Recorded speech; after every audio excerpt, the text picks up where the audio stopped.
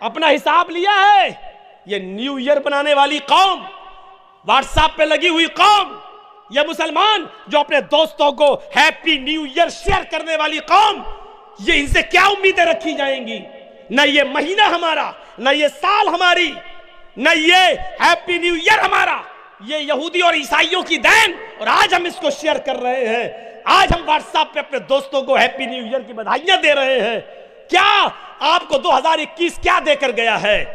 कभी आपने तसव्वुर किया है 2021 खत्म होने से पहले हमें हैप्पी न्यू ईयर की बधाइयां मिल रही थी?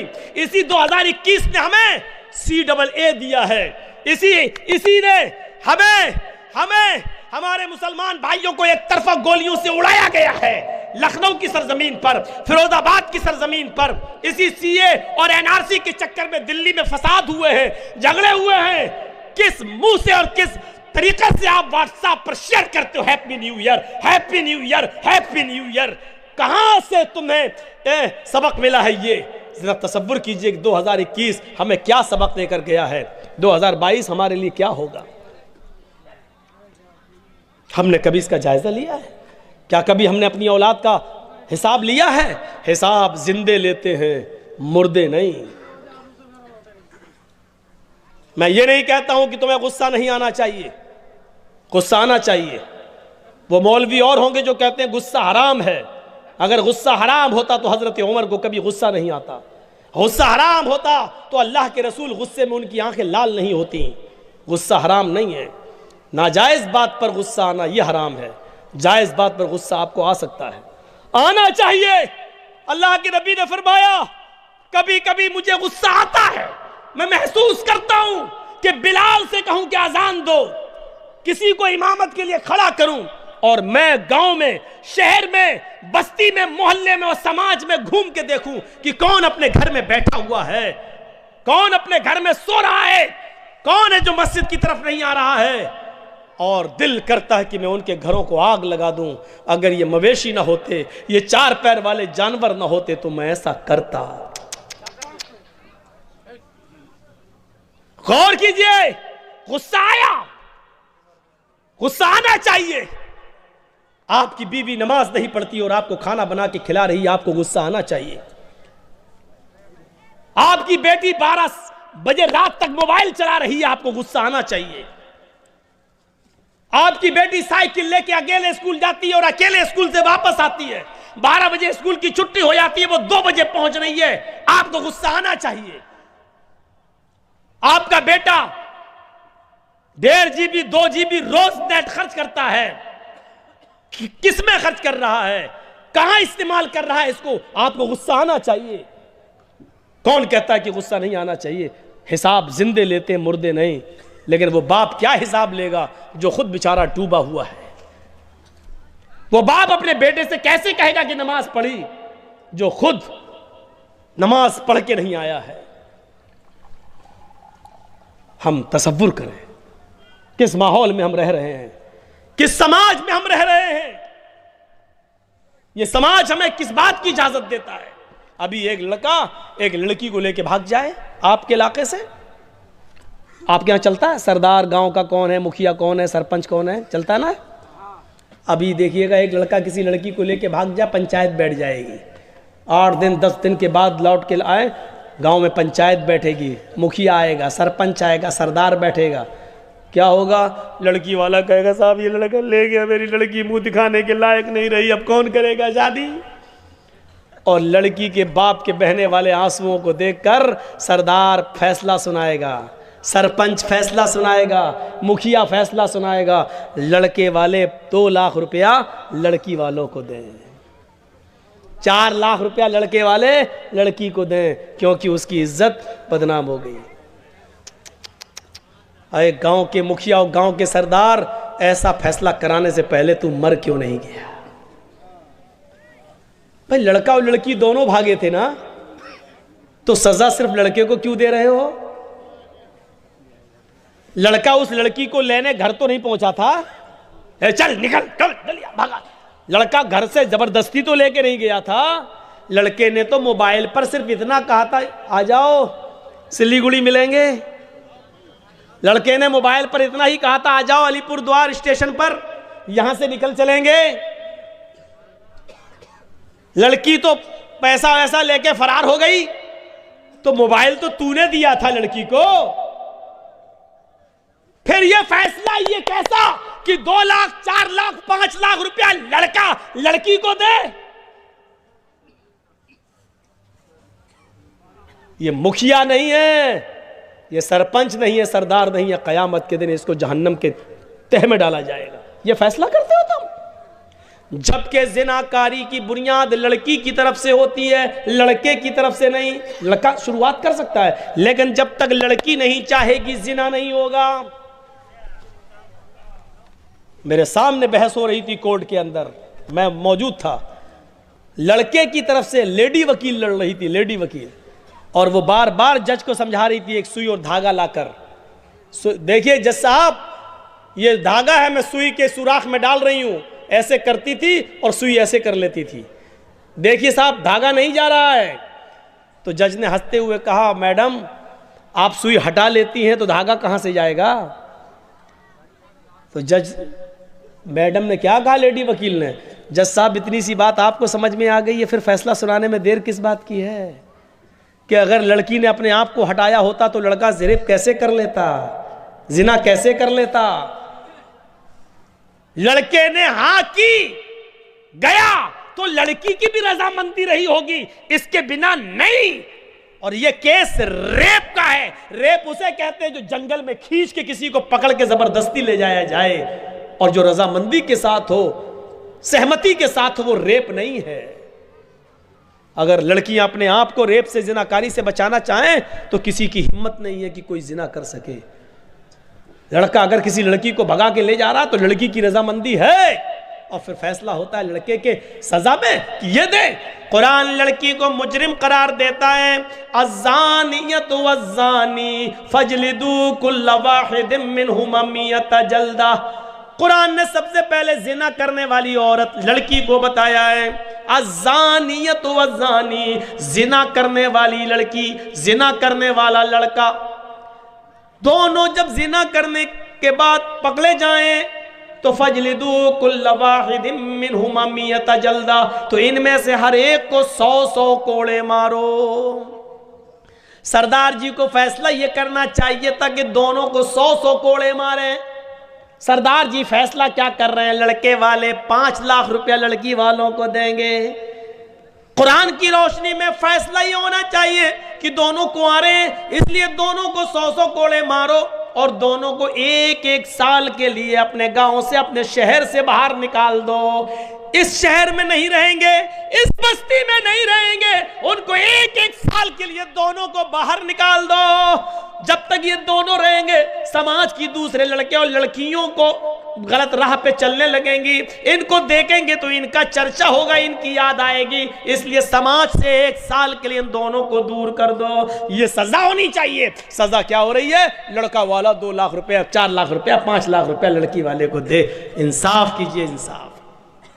अंधेरा तो आज भी हमारी सोसाइटी में है। अरब के अंदर लड़कियां दफन की जाती थी, हमारे यहाँ छोटी छोटी बच्चियां माँ के पेट में है, माल डाली जाती हैं। 4 बच्चियां हैं, अल्ट्रासाउंड में चेक कराया, पेट में फिर बच्ची नहीं, डॉक्टर साहब 4 लड़कियों की शादी करना मुश्किल, ये 5वीं भी बच्ची आ जाएगी तो हम मजबूर हैं। नहीं नहीं नहीं साहब, गिरा दो। एबॉर्शन, तुम अपने हलाल बच्चे गिरा देते हो। कयामत के दिन जो बच्चे गिरा दिए जाते हैं, एबॉर्शन हो जाता है जिन बच्चों को इसकात कर दिया जाता है और एबॉर्शन करके गिरा दिया जाता है, अल्लाह ताला इन बच्चों को कयामत के दिन हाथ देगा, पैर देगा, नाक देगा, कान देगा, जबान देगा। जा यौमल क़यामती व मुअल्लक़ुम बैन सदैहा, बुखारी की रिवायत है। ये बच्चे कयामत के दिन अपने माँ की पिस्तान से लटके हुए आएंगे। ये बच्चे कयामत के दिन अपने माँ की पिस्तान से चिपके हुए आएंगे, अपने माँ का दूध पी रहे होंगे। अल्लाह कहेगा तुम्हें कुछ कहना तो कहो। ये बच्चे अपने माँ की पिस्तान छोड़ेंगे, यक़ूल या रब्बी हाज़िही उम्मी क़तलतनी। फिर वो बच्चे अपनी माँ की शिकायत करेंगे, आय अल्लाह ये मेरी माँ है जिसने जिसने दुनिया में मुझे कत्ल कर डाला था, अल्लाह ये मेरी माँ है जिसने दुनिया में मुझे मार डाला था, अल्लाह ये मेरी माँ है जिसने दुनिया में मेरी जान ले ली थी, ये मेरी ना हुई, तू इसका मत हो। आए अल्लाह तू इस माँ को जहन्नम के अंदर डाल दे, क्योंकि दुनिया में इसने मेरा ख्याल न किया, आज तू इसका ख्याल मत कर। क़यामत के दिन ये बच्चे अपनी माँ को जहन्नम में ले जाएंगे। हम कहाँ हैं कि सोसाइटी में हम जी रहे हैं। इस्लाम की कदर करो मेरे भाइयों। बिजली के खंबे पर चिपके हुए चंद पत्ते उसको आम का पेड़ नहीं बना सकते। हमारी चंद नमाजें और चंद रोजे हमें पक्का मुसलमान नहीं बना सकते हैं। पक्का मुसलमान आप कब हो गए? ये एक गिलास पानी है, ये एक गिलास पानी है, इसमें एक पत्थर डाल दीजिए आप, 2 दिन के बाद पत्थर को आप निकाल के जब चाहेंगे तब बाहर फेंक सकते हैं। इसका मतलब क्या है? पानी ने पत्थर को एक्सेप्ट नहीं किया और पत्थर को पानी ने पत्थर को एक्सेप्ट नहीं किया और पत्थर ने पानी को एक्सेप्ट नहीं किया। यही तो मतलब है। पत्थर डाल दीजिए, 5 दिन के बाद पत्थर पड़ा है, आप निकाल के फेंक दीजिए। ऐसा नहीं होना चाहिए कि जब चाहो हम इस्लाम के अंदर दाखिल हो जाएं और जब चाहो इस्लाम हमारे अंदर से निकाल दिया जाए। ऐसा नहीं। जलेबी खाई है ना आपने? जलेबी कलर होता है ना उसमें, जलेबी बनाने वाला जलेबी में कलर डालता है, रेड कलर, येलो कलर, बहुत से लोग खाने वाली चीज़ों में हरा कलर, लाइए खाने वाला रंग पानी में डाल दीजिए। लाल रंग डालेंगे आप, थोड़ी देर में पानी लाल हो जाएगा। हरा कलर डालेंगे, पानी हरा हो जाएगा। कलर डाला, अब 2 मिनट के बाद उस रंग को पानी से अलग करिए, हो जाएगा। पानी से रंग को अलग कीजिए, नहीं होगा। यानी पानी रंग को छोड़ने के लिए तैयार नहीं और रंग पानी को छोड़ने के लिए तैयार नहीं। इसका मतलब क्या है? पानी ने रंग को एक्सेप्ट कर लिया और रंग ने पानी को अपने रंग में ढाल लिया। यह हमारा और इस्लाम के साथ यह ताल्लुक होना चाहिए। इस्लाम हमारे अंदर ऐसा घुस जाए कि इस्लाम को हमसे दूर किया जाए तो हम दूर ना हो, और इस्लाम को हमसे दूर किया जाए तो हम दूर ना हो, और हमसे इस्लाम को दूर किया जाए तो इस्लाम हमसे दूर ना हो। यह होना चाहिए। हमारा उठना, बैठना, लेटना, सोना, जागना, खाना, पीना सब इस्लामी हो जाए। अभी देखिएगा, इस सब बोलने के बाद भी हमारी शादियां वैसे ही होंगी जैसे हो रही हैं। हमारी शादियों में डीजे बजेंगे, गाने बजेंगे, होंगे 300-400 आदमियों की बारात जाएगी, मोटरसाइकिलें मांगी जाएंगी, जहेज की रस्म रुकेगी नहीं। अरे जर्जी साहब, एक बार आ गए हो, जहेज की रुक जाएगा? तुमसे बड़े बड़े मौलवी 80-80 साल के बुढ़े लोग आए, वो रोक नहीं पाए, तुम रोकोगे? नहीं रोक पाएंगे, नहीं रोक पाएंगे। लेकिन समाज का नौजवान अगर चाहे तो सब कुछ हो सकता है। अपने आप को बदलो, इस्लाम के मुताबिक ढालो, इस्लाम के मुताबिक अपनी जिंदगी अपनाओ। मेरे भाइयों, इतना वेदों में अल्लाह के नबी का नाम आया है कि आप उसको गिन नहीं पाएंगे। कहीं मोहम्मद, कहीं मोहम्मद, कहीं अहमद, और एक जगह तो निशान तक बता दिया कि उनकी पहचान क्या होगी। उवाच भूपर्ति प्रेमड़ा माया मद विशारदा तब देवो महाराज ममता सत्तो मागिता मर्मोच्छिष्ट समंजी याति तथा तत पश्य भो नृप इति श्रुत्वा तथा दृष्टा परम विस्मय मागिता चतुर्विभ्रात्र में देव कर्ष्यामि क्लक्ष्यम भवन्तो बांधवा देवा स्वाशिना उत्तरश्यता शरम श्रुधारी सदूषका उच्चला पिलिंग गच्छेदीन सर्वच्चो मतो मम्मा। आखिरी नबी के मानने वालों की पहचान ये होगी, जब वो भारत के अंदर आएंगे वो लंबी दाढ़ी रखेंगे, शरम शुरुधारी, लंबी दाढ़ी रखेंगे, दाढ़ी में गांठ नहीं लगाएंगे। बहुत से लोगों को देख लो आप, पंडितों को देख लो और सिखों को देख लो, दाढ़ी ऐसे घुमा लेते हैं, गांठ लगा लेते हैं। लंबी दाढ़ी रखेंगे, दाढ़ी में गांठ नहीं लगाएंगे। सर के बाल पूरा का पूरा छीलेंगे तो चोटी नहीं रखेंगे, टिक्की। यहां बहुत से हिंदू भाइयों को देखो टिक्की रख लेते हैं, तो वो सर के बाल छिलाएंगे लेकिन टिक्की नहीं रखेंगे, चोटी नहीं रखेंगे। उच्चालापी, घंटा नहीं बजाएंगे, इबादत के लिए, पूजा के लिए आलाप करेंगे, अर्थात अजान देंगे, जबान से बुलाएंगे। लिंग अच्छे दिन, और खतना कराने वाले होंगे, खतना कराने वाले, लिंग अच्छे दिन, ये मनुस्मृति कह रही है, खतना कराने वाले होंगे। अब क्या रह गया? इसके अलावा भी कुछ रह गया? सब कुछ। ये लंबी दाढ़ी रखेंगे, दाढ़ी में गांठ नहीं लगाएंगे, सर के बाल पूरा छिलेंगे तो टिक्की नहीं रखेंगे। उच्चलापी ऊंचे स्वर में आलाप करेंगे, अर्थात आजान देंगे, लिंग अच्छेदीन खतना कराएंगे। अब रह क्या गया? खतना कराने वाले होंगे और सर्वभक्षो मतो मम, सब कुछ खाएंगे, गोश्त भी खाएंगे और सब्जी भी खाएंगे, मांसाहार भी होंगे और शाकाहारी भी होंगे, लेकिन हर जानवर का गोश्त नहीं खाएंगे, हर जानवर नहीं खाएंगे। बिना कौलन च पशवस्तेषाम, वो जब भी कोई जानवर खाएंगे तो उस पर मंत्र पढ़ा जाएगा, यानी बिस्मिल्लाह अल्लाहु अकबर पढ़कर उसको हलाल करेंगे। ये लीजिए, अब क्या रह गया? कुछ और रह गया? इतनी पहचान बता दी। लिंग अच्छेदीन खतना कराने वाले होंगे, सब कुछ खाएंगे, गोश्त भी खाएंगे, सब्जी भी, लेकिन हर जानवर नहीं खाएंगे। वही जानवर खाएंगे जिस पर अल्लाह का नाम लिया जाएगा, कौल पढ़ा जाएगा, मंत्र पढ़ा जाएगा। बहुत से हमारे हिंदू भाई कहते हैं कि वाह साहब, गाय खा लेते हो, भैंस खा लेते हो, बकरी खा लेते हो, तो कुत्ता और गधा क्यों नहीं खाते? बहुत से ऐसे लोग मिलेंगे। तो आप उल्टा सवाल उनसे भी कर सकते हो, भैंस का दूध पी लेते हो, गाय का दूध पी लेते हो, तुम बकरी का दूध पी लेते हो, कुतिया का काहे नहीं पीते? गधी का काहे नहीं पीते? मादा सुअर का काहे नहीं पीते? देखिए छटपटा जाएगा। भाई हमारे यहाँ तो जो जानवर हलाल हैं हम उन्हीं का दूध पीते हैं, तुम्हारे यहाँ तो कोई जानवर जब हलाल नहीं है तो दूध भी हलाल नहीं होना चाहिए। भाई बात तो यही है ना, हमारे यहाँ बकरी हलाल तो दूध भी हलाल, हमारे यहाँ भैंस हलाल तो दूध भी हलाल, हमारे यहाँ गाय हलाल तो दूध भी हलाल, हमारे यहाँ जो जानवर हलाल तो उनका दूध भी हलाल, जो जानवर हराम तो उनका दूध भी हराम। हमारे यहाँ कुत्ता हराम तो कुतिया का दूध भी हराम, हमारे यहाँ गधा हराम तो गधी का दूध भी हराम, हमारे यहाँ सुअर हराम तो सुअरी का दूध भी हराम। तो हमारे यहाँ जो जानवर हलाल है उसका दूध भी हलाल है। तुम्हारे यहाँ अगर सारे जानवर हराम है, उसका गोश्त नहीं खा सकते हो, तो दूध क्यों पीते हो? अच्छा, दूसरा सवाल ये बताओ, ये सवाल हमने साक्षी जी से किया था, बहुत भड़बड़ा रहे थे उन्नाव में, कह रहे थे कि मीट मीट सब बराबर, इसको जरा दीजिएगा नहीं यूट्यूबर वालों, तो मैं बता दे रहा हूं, ये तुम इसको देना नहीं जो हम बोलने जा रहे हैं। साक्षी जी ने क्या कहा था कि मीट मीट सब बराबर, जब भैंस बकरे का खा लेते हो तो गधे का खाओ, गधे का खाओ। तो हमने उनको यही जवाब दिया था, यही कहा था और यही जवाब भी है उसका। एक बात और बताइए आप, वो कहते हैं कि कुतिया का दूध काहे नहीं पीते हो, जब भैंस का पी लेते हो तो कुतिया का क्यों नहीं पीते हो? तो हमने उसको जवाब दिया कि गाय का मूत्र पी लेते हो, गौमूत्र पी लेते हो, तो भैंस का भी पी लो, तुम भी कुतिया का पी के दिखाओ। तो उस पर केस हो गया था, बीजेपी वाले चले गए केस करने के लिए, लेकिन उन्नाव का एसपी बड़ा समझदार था, कहने लगा भाग, अरे पहले तुम्हारे नेता उल्टा सीधा बोलते, जब उसका जवाब दे दो तुम लोग एफआईआर करने आ जाते, भाग यहां से। सबको भगा दिया उसने।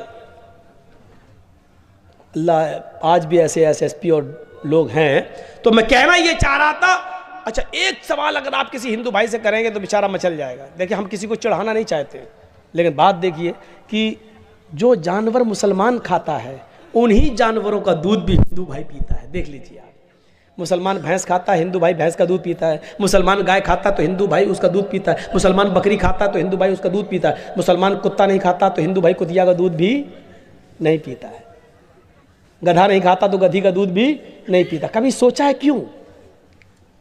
इसलिए कि हिंदू भाई भी जानते हैं कि ये जानवर हमारे यहां पर भी हलाल हैं। रामचंद्र जी बाकायदा शिकार करते थे, सीता जी बाकायदा कहती थी कि हमें इस हिरन की खाल का, इस हिरन के खाल का कोट पहनना है, इसकी खाल का हमें कोट सिलाना है। और रामचंद्र जी दौड़ती हुई हिरन पर तीर मारते तो हिरन गिर जाता था। इसका मतलब रामचंद्र जी पक्के शिकारी भी थे, हिरन का शिकार कर लेते थे। हम लोग ज़िबा करें, तुम शिकार करो, बात तो एक ही है, हत्या तो हो ही रही है। और उस खाल का कोट पहनती थी सीता जी।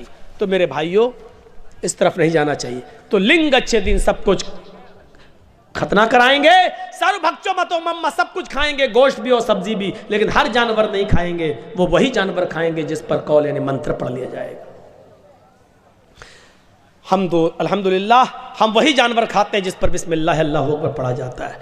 मुसलमान तो ही जातियो दूदशा, ऐसे लोगों को दुनिया मुसलमान कह रही होगी। आज हमें मुसलमान कहती है, ये भी हिंदू धर्म में लिखा, मुसलमान तो ही जातियो, मुसलमान इनको कहा जा रहा होगा। अल्हम्दुलिल्लाह आज हमें मुसलमान भी कहा जा रहा है। अब